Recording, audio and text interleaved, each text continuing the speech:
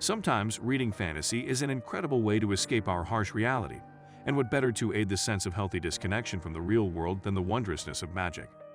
However, in this escapist pursuit, I find that the characters inhabiting such alien lands can often be just as unreal as the supernatural events that enthrall us so, and not in a good way. They can easily act in a manner that feels artificial, in a way that no real person would act given the same circumstances. The First Law Trilogy and Last Argument of Kings as an extension is not an example of what I just mentioned.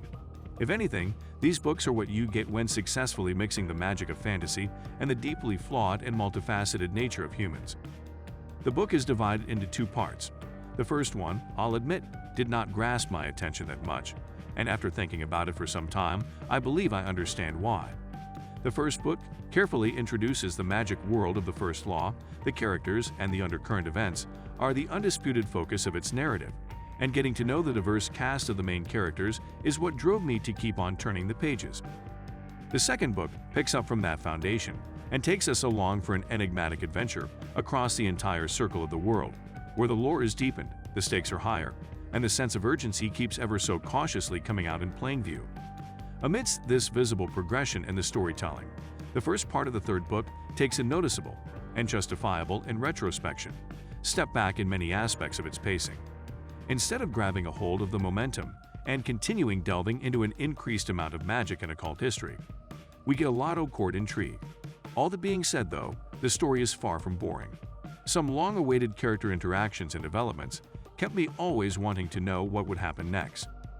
Contrary to what happened in the first part, the stakes escalate incredibly quickly in the remainder of the book. The setup is over, the foundation has been laid, and now it's time to wrap it all up. As if the quality of the previous books did not already make it clear, the closing volume of the trilogy shows how incredible a writer Abercrombie is.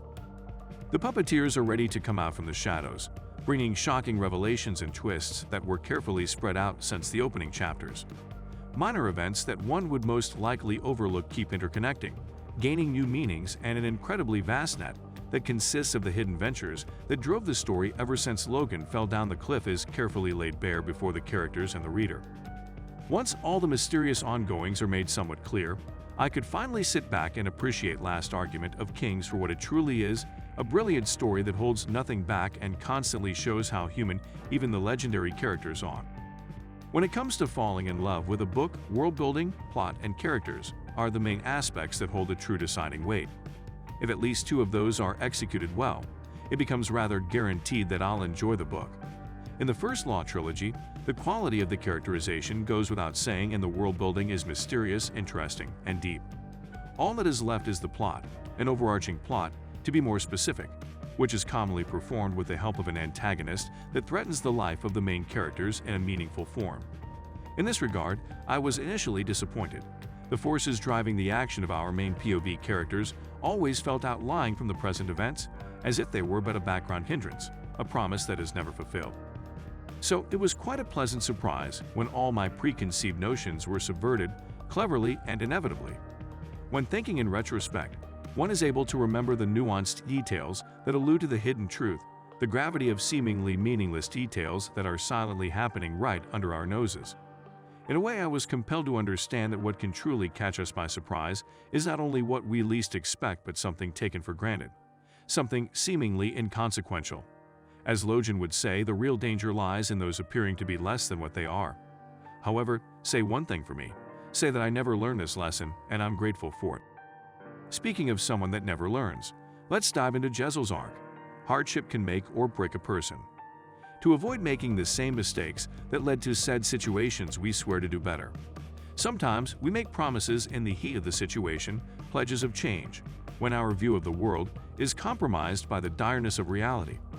That has been done countless times in both the literary and real world.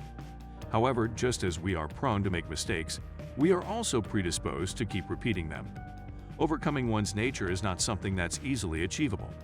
Solid resolve often lasts as long as our problems. It's a concept that borders fiction. So, it's only natural that, after the euphoria of the moment, we start to fall into the same old comfortable patterns that dictate our behavior. Such is the case with Jezel. In the second book, he underwent a drastic reality check and swore to do better. However, the softness of one's life can just as easily soften one's resolve. As consequence, his slow descent into his old self is frustrating to read. As a reader, I wish the best for the characters I've grown fond of, but it is also incredibly captivating and fits the tone of the story perfectly. Reality is often disappointing, but incorporating the thought process in a book to such deep lengths makes the final product anything but disappointing. If one thing was established since the first book, is that the complexity of the characters depicted cannot be narrowed down into the simple terms of good and evil. In a way, what defines a character are the sides they take in the various conflicts throughout the story. Someone is only evil to their enemies. Even the noblest of characters, if given enough time and narrative focus, will make mistakes or act despicably. Similarly, there is no prophetic punishment for evil deeds, no implicit establishment of moralization on the reader. The story does not try to teach the difference between what is right and wrong. It respects the reader, and oftentimes the so-called bad people, the realistic people, will fare better than those who are innocent. This realistic depiction speaks of an expertly done, organic characterization, and it does not stop there. Even the ultimate conclusion of the character arcs does not shy away from delivering a fitting ending to each character, no matter how sad, bitter, or cruel they might seem. It follows the same tone of the story, and the ruthless writhing remains faithful from beginning to end, never betraying its setting just so it can present a happy ending of sorts. Last Argument of Kings is the best book of the trilogy, featuring endings for character arcs that are more bitter than sweet, fitting, and incredibly well thought out. The world building is excellent, and the learning curve of the concepts and lore introduced is but a comfortable climb that never becomes an overwhelming information dump. Though its first part is considerably slower than the approach taken with Before They Are Hanged, it also serves as an extremely solid foundation for which the second part, the climax, can shine all the brighter or darker. Honestly, this trilogy of books has easily gained a place among my list of favorites, and I will be closely following Abercrombie's other works from now on. Thank you for watching. What are your feelings toward this book? I would love to hear all about it in the comments below. Consider subscribing if you want to see more reviews like this. See you at the next one.